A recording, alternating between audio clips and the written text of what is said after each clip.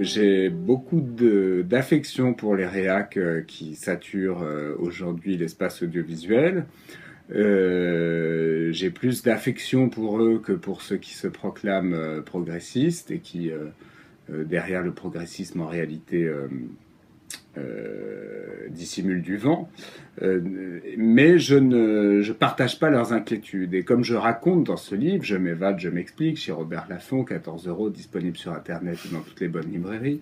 Je ne partage pas avec Alain Finkielkraut son obsession de la sonorisation des restaurants, ni avec Renaud Camus son obsession des portes qui claquent dans les hôtels, ni avec Éric Zemmour son obsession de la domination féminine. Et en même temps, je trouve que toutes ces personnes sont des mousquetaires formidables du débat public français et je pense qu'ils font beaucoup pour la liberté de la pensée en France. C'est une trouvaille de mon excellent éditeur Jean-Luc Barré, et c'est dans Une saison en enfer. La citation est au début du livre, c'est Arthur Rimbaud qui parle de cette vie de son enfance, la grande route par tous les temps, sobre surnaturellement, plus désintéressé que le meilleur des mendiants, fier de n'avoir ni pays ni ami, quelle sottise c'était, et je m'en aperçois seulement.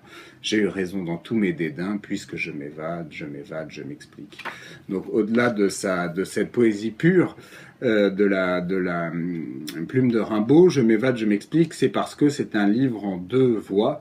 D'un côté, il y a cette partie où je m'évade, c'est-à-dire une partie plus personnelle, qui tient, il faut bien l'avouer, un peu du journal intime. Et donc, j'ai quand même un peu republié une autobiographie. C'est la troisième à 27 ans, je l'assume. Et il y a la partie je m'explique, qui est la partie plus politique, où j'essaye d'aller un peu plus loin, ou en tout cas avec un peu plus de distance, dans le propos politique qui est le mien, dans les médias d'une façon générale, à la télé, par écrit, depuis plusieurs années. Ces deux parties du livre se répondent et, espérons, s'éclairent un peu l'une à l'autre. D'abord, la jeunesse, je suis en train de la quitter, puisque j'ai 27 ans et que à 27 ans, quand on approche comme ça les 30 ans, on sent bien que quelque chose s'en va. On sent bien qu'une certaine insouciance se dissipe, qu'on a moins d'énergie, qu'on supporte moins bien la gueule de bois, qu'on est plus fatigué plus souvent et plus longtemps. Et on est obligé de faire tout un tas de choses soi-même qu'avant nos parents faisaient à notre place, payer son loyer, faire des courses, s'occuper de ses impôts. On devient un individu responsable. Et moi, la responsabilité est quelque chose qui m'accable.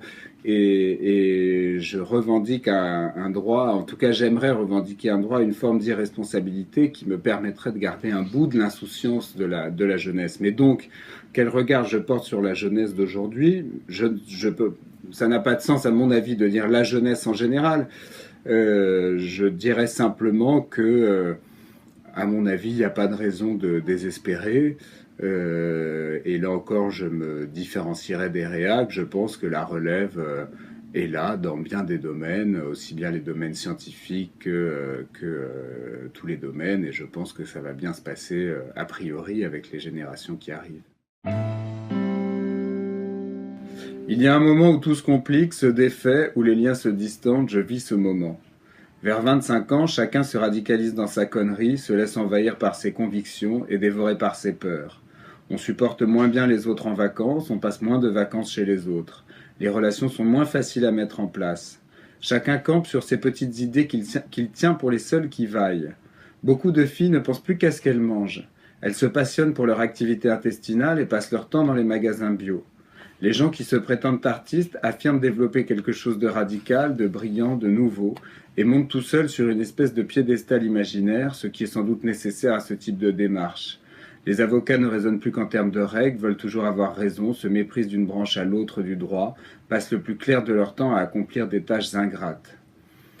Les banquiers sont plutôt moins en peine que la moyenne, étant suffisamment malins pour avoir pris acte que l'argent fait le bonheur, et se réjouissant par avance d'en gagner beaucoup dans des activités de M&A, fusion-acquisition, l'autre nom de l'argent à notre époque. J'ai relevé quelque chose dans un livre qui s'appelle « Après l'histoire ». Et Philippe Muret écrit « Dans ce monde merveilleux où nous vivons, où les gardes à vue se multiplient, où les mises en examen poussent comme des champignons après l'averse, où les centres des impôts croulent sous les lettres de délation, et où l'autorité judiciaire et les médias copilotent une humanité de plus en plus euphoriquement accusatrice, c'est d'en bas aussi bien que d'en haut que jaillit sans arrêt cette griserie jalouse, répressive, contrôleuse, infantilisante et maternifiante, l'obsession légifératrice n'étant jamais que le refus de laisser les hommes agir selon leur conscience, à laquelle j'avais donné il y a déjà longtemps son vrai nom, envie de pénal. Voilà, je crois que Philippe Muret est un prophète de notre temps et que ses livres méritent d'être lus plus que jamais aujourd'hui. L'ubérisation que M. Macron nous promet et nous promeut, et que moi-même j'appelle d'une certaine manière de mes voeux parce que la rigidité du Code du travail en France a causé quand même bien des dégâts, même s'il a eu certains aspects tout à fait positifs dans la défense des salariés.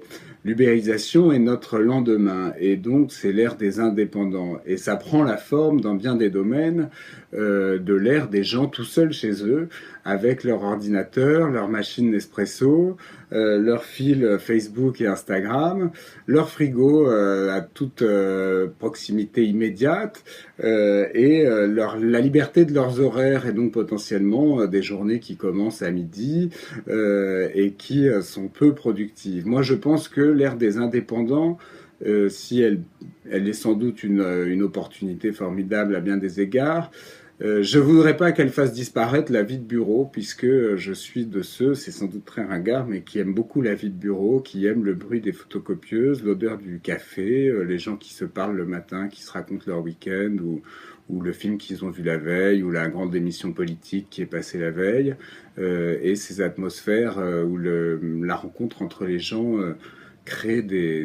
contribue à la création, contribue au travail bien fait, imaginatif et joyeux. Voilà, je pense que on va perdre pas mal de joie au travail en étant chacun chez nous avec notre MacBook Pro. C'est un regard très inquiet quand même, parce que moi je suis de ceux qui pensent qu'un accident Marine Le Pen est possible, et même si je vois bien que Marine Le Pen n'est pas Mussolini et que Florian Philippot n'est pas Pierre Laval, loin de là, je pense que, à leur corps défendant peut-être, cette élection déclencherait quelque chose de terrible en France, et je pense qu'elle libérerait des instincts tout à fait mortifères. Ceci étant dit, je ne pense pas que Emmanuel Macron soit le nouveau Messie. Je pense qu'il ne peut pas marcher sur l'eau. Je pense qu'il n'est pas doué de pouvoir magique, et donc j'ai l'impression qu'il est quand même un peu surcoté aujourd'hui. Et par ailleurs, je crois que François Fillon fait l'objet d'une persécution. Une persécution terrible pour lui et pour sa famille, et quelle que soit la gravité des faits qu'on pourra lui reprocher, et que seule la justice sera à même de lui reprocher, ça ne justifie pas qu'on traîne comme ça une famille entière, la femme, les enfants et le mari, dans un enfer de médias et de procédures. Et je pense que dans quelques mois ou dans quelques années, si on revient à la raison, on regardera ce qui s'est passé depuis quelques mois en France avec beaucoup de tristesse et j'espère un peu de culpabilité. Voilà. Alors j'espère qu'il sortira quelque chose de bon de cette élection, et encore une fois, je n'en suis pas sûr.